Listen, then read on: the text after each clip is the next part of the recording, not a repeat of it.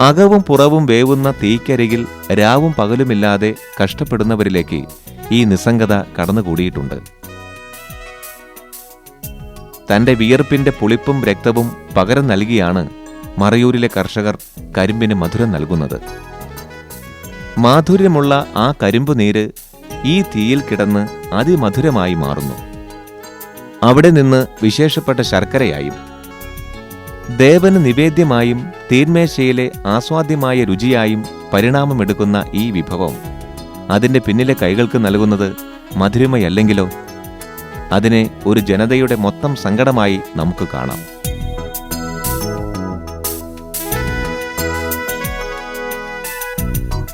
മറയൂർ കേരളത്തിലെ മറ്റു പ്രദേശങ്ങളിൽ നിന്ന് എല്ലാ അർത്ഥത്തിലും വേറിട്ടു നിൽക്കുന്ന ഒരിടമാണ്. എല്ലാ അതിർത്തി പ്രദേശങ്ങളിലെയും ജനതയ്ക്ക് ഇത്തരം ദുർവിധികൾ ഉണ്ടാകാറുണ്ട്. പരിഗണനയുടെയും അവഗണനയുടെയും ഇടയിലെ ഒരു പാലമാണ് അതിർത്തികൾ.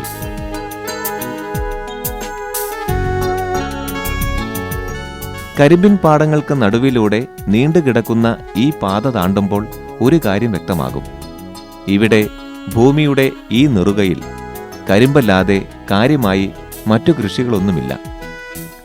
ഭൂരിഭാഗം ജനങ്ങളും മുഖ്യ വരുമാന മാർഗമായി കരിമ്പ് കൃഷിയെ തെരഞ്ഞെടുത്തിട്ടുള്ളവരാണ്. ഒരിടത്തെ വിളവെടുപ്പ് കഴിയുമ്പോൾ അടുത്ത തോട്ടത്തിലെ കരിമ്പ് വെട്ടാറാകും.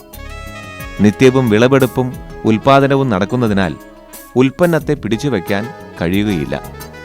വിപണിയിലെ വില നോക്കാതെ വ്യാപാരം നടത്താൻ നിർബന്ധിതരാകുന്ന കർഷകർക്ക് പലപ്പോഴും തുച്ഛലാഭത്തിന് ഉൽപ്പന്നമായ ശർക്കര വിറ്റഴിക്കേണ്ടതായി വരുന്നുണ്ട്. ഇത് അന്യായമായ പലിശയ്ക്ക് പണം വാങ്ങി സ്വന്തം ഭൂമിയിലോ പാട്ടത്തിനടുത്ത ഭൂമിയിലോ കൃഷി ഇറക്കാൻ തയ്യാറായ കർഷകന്റെ നട്ടലൊടിക്കുന്ന സമ്പ്രദായമായി മാറും. പലരും ഇവിടെ കൃഷി നിർത്തി പിൻവാങ്ങുന്നത് ഇക്കാരണത്താലാണ്. തമിഴ്നാട്ടിൽ നിന്നും വരുന്ന പലിശക്കാർക്ക് മറയൂരിലെ കരിമ്പ് കർഷകർക്കിടയിൽ നിർണയിക്കാനാവാത്ത സ്വാധീനമുണ്ട്. ഈ ഇടപാടുകൾക്കെല്ലാം ഇവിടത്തെ നാടൻ ശർക്കര ഫാക്ടറികൾ സാക്ഷി.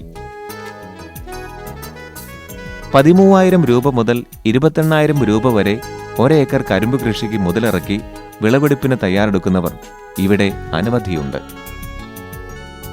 പഞ്ചപാണ്ഡവർ വന്നുപോയ ഈ ഭൂമിയിൽ മാമുനികൾ തപസ്സിരുന്നതായി വിശ്വസിക്കപ്പെടുന്ന ഊരുകളുടെ ഈ സംഗമ ഭൂമിയിൽ ഐതിഹ്യങ്ങൾക്കും ചരിത്രത്തിനും പിടികൊടുക്കാതെ ഇന്നത്തെ വർത്തമാനകാലം ഭാവിയോട് പൊരുതുന്നു. ആരു ജയിക്കും എന്നത് ഉത്തരം കിട്ടാത്ത ചോദ്യം. സൗന്ദര്യം കൊണ്ടും നല്ല മണ്ണുകൊണ്ടും അനുഗ്രഹീതമായ ഈ ഭൂമിയിൽ നിന്ന് കരിമ്പ് കൃഷി എന്നേക്കുമായി അകലുമോ? കർഷകരുടെ ആശങ്കകൾ ഈ ചോദ്യം മുന്നോട്ട് വയ്ക്കുന്നു. വെള്ളം സംഭരിക്കാൻ ശേഷിയും സാഹചര്യവുമില്ലാതെ വിലയിടിവിൽ പിടിച്ചു നിൽക്കാനാവാതെ കർഷകർ കരിമ്പ് കൃഷി നിർത്തിയാൽ എങ്കിൽ അതൊരു സംസ്കൃതിയുടെ തകർച്ചയും മറയൂർ ശർക്കര എന്ന കേരളത്തിന്റെ മാത്രം സ്വന്തമായ ഒരു ഉൽപ്പന്നത്തിന്റെ നാശവുമായിരിക്കും. എന്നാൽ അധികൃതർ ഒരൽപ്പം ശ്രദ്ധ വെച്ചാൽ മറയൂർ ശർക്കരയെ ഒരു ബ്രാൻഡാക്കി മാറ്റി കയറ്റി അയക്കാനുമാകും.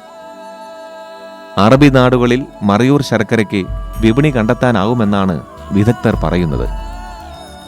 പുളിരസമുള്ള തമിഴ് ശർക്കരയേക്കാൾ നമുക്ക് പ്രിയങ്കരം നമ്മുടെ സ്വന്തം മറയൂർ ശർക്കര തന്നെ.